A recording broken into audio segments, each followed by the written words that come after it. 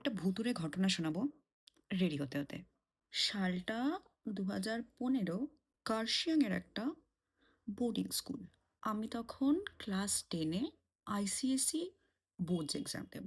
পরীক্ষার আগের 3 মাস হস্টেলেই থাকতে হতো। ভাইবটা একবার চিন্তা করে দেখো।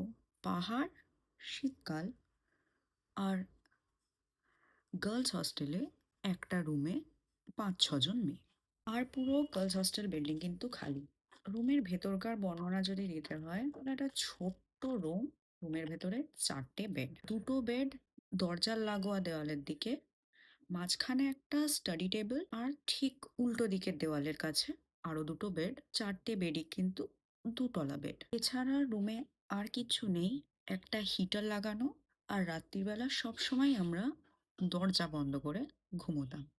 দরজার লাগোয়া যে দেওয়াল আছে, তার উপর একটা চৌকো যে বক্স বক্স জানলাগুলো হয় না, যেগুলো এপার ওপার দেখা যায় কিন্তু খোলা যায় না কিন্তু কাঁচগুলো, সেরকম একটা জানলা আছে। আর জানলার ওপরে পর্দার একটা র্যাক আছে। সেই কাঠের র্যাকগুলো হয় সেইগুলো, আর সেখান থেকে পর্দা ঝুলছে। এই র্যাকটা আর এই পর্দা আমি যবে থেকে হস্টেলে গেছি, আমি তবে থেকে দেখছি। এটা কেন বলে রাখছি, এরপরে বুঝতে পারবো।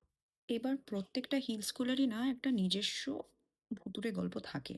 প্রত্যেকটা হিল স্কুলেরই থাকে, আমাদেরও ছিল। তো এই বিষয়গুলোতে আমরা একটু ভয়েতেই থাকতাম। এবার ঘটনাতে ফিরে আসি। রুমের সেটিংটা তো মোটামুটি বললাম। আমি শুতাম হচ্ছে তোমার দরজায় লাগোয়া যে দেওয়ালটা ছিল সেই দিকের সেকেন্ড বেডটাতে, ওপরে। আর আমার পাশে একদম দেওয়ালের গায়ে অন্য একটা মেয়ে শুতো। তো একদিন কি হয়, মেয়েরা মিলে ঠিক করে বেডের সেটিংটা চেঞ্জ করবে। কেমন চেঞ্জ?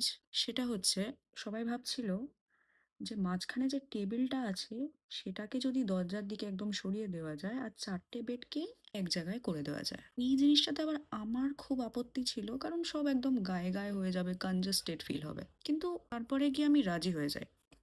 এবং কি হয়, আমরা বেডগুলো 4টে এক জায়গায় করে দিই, আর টেবিলটা যেটা মাঝখানে ছিল সেটা দরজার দিকের দেওয়ালের দিকে শিফট করে দিই। ঘটনাটা হয় ঠিক তার পরের দিন। আসলে